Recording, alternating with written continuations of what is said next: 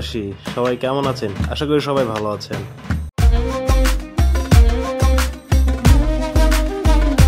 আজকে এই গোড়া পদ্মা পর্যটন কেন্দ্র পুরোটি ঘুরে দেখব, এগুলো নিয়ে ড্রোন উড়াবো।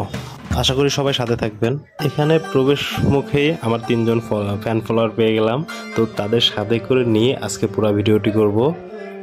এতক্ষণ জোয়ার ছিল, সবে মাত্র ভাটা শুরু হয়েছে, এই কারণে গরুগুলো রাস্তার উপরে এভাবে এলোপাথারি রয়েছে।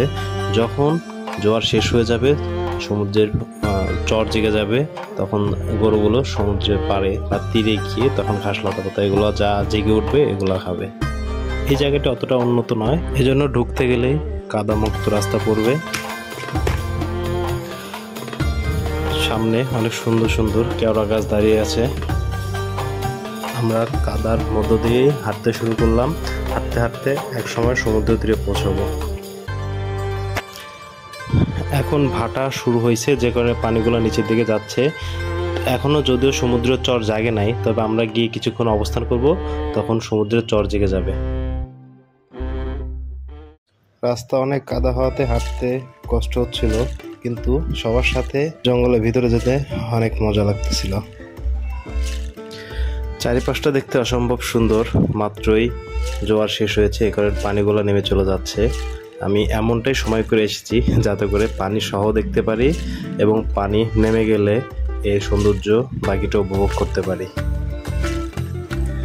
সত্যি এটা অনেক সুন্দর দৃশ্য। দুপাশে কেওড়া বন, মাঝখান দিয়ে জোয়ারের পানি কত সুন্দরভাবে নেমে যাচ্ছে। আমি আরেকটু সামনে যাচ্ছি, কারণ কেওড়া বন পুরোটা এখনো পানি নামেনি। সামনে গেলে আরও পানি পাবো, তার ভিতরে কিছুক্ষণ থাকবো। কিছুক্ষণের মধ্যে এখান থেকে পানি নেমে যাবে, তখন এখানে চর জেগে যাবে। এই যে সামনে সমুদ্র দেখা যাচ্ছে, আর মাত্র সমুদ্র পেরিয়ে এটুকুই বাকি আছে। শেষে দেখা যাচ্ছে কেওড়ার বনের পুরা জল এখনো নামেনি, আর একটু বাকি আছে। আমরা সামনে গেলে জল পাবো। পাশ দিয়ে হাঁটতে হাঁটতে এখন কেওড়া বনের ভিতরে ঢুকে গেলাম। অসম্ভব ভালো লাগতেছে। যদিও দুপুরে বেলা এসেছি, প্রচণ্ড রোদ, তারপরেও যখন গাছতলার ছায়া যাচ্ছি তখন ভালো লাগতেছে। আর যে যখন রোদের ভিতরে পড়তেছে তখন অবশ্যই একটু অসহ্য লাগতেছে। তো আমরা ভাবলাম ঠিক আছে, জ্বরে পানি থাকতে থাকতেই আমরা একটা ড্রোন শট দেব। তো সে কারণে সবাইকে ডাকলাম, ডেকে ড্রোন বার করতে বললাম।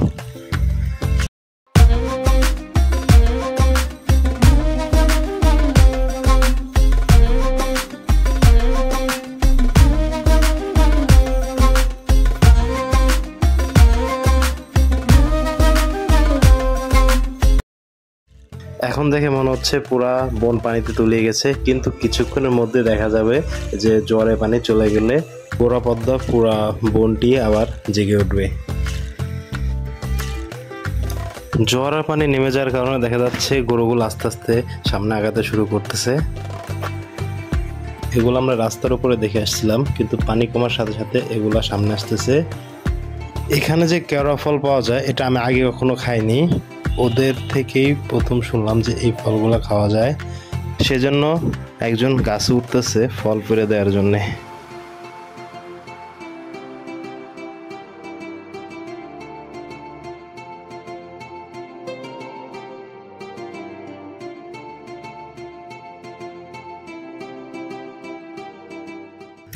এদিকে গরুটি আমার দিকে তাকিয়ে আছে, কি করছে দেখার জন্য। আমি তার সাথে কথা বলার জন্য এগিয়ে গেলাম, বাট হাম্বাটির মুখ ঘুরিয়ে চলে গেল।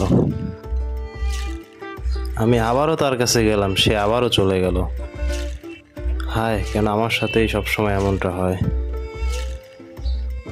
আমিও চালাক কম যাই না। পরবর্তীতে আমি একটা কেওড়ার ডাল ভাঙলাম, সেগুলো লোভ দেখিয়ে গরুকে একটু ছুঁয়ে দিব।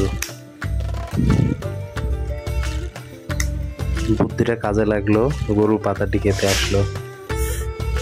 জোয়ারের পানি যত নামছে, গরুগুলো সামনের দিকে তত আগাইতেছে।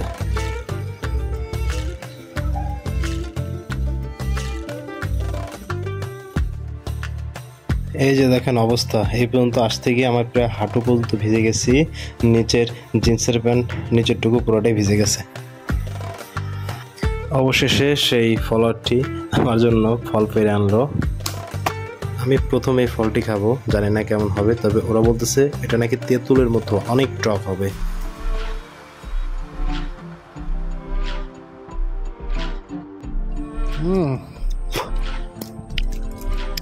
এত টক।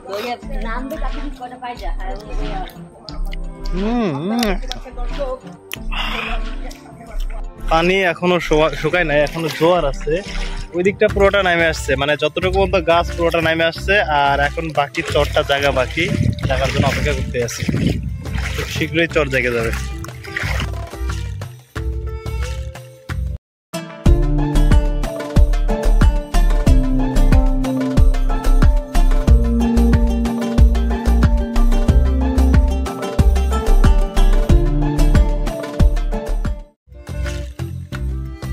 অনেকক্ষণ ড্রোন উড়ানো শেষে অবশেষে আমরা গাড়ির দিকে রওনা করলাম।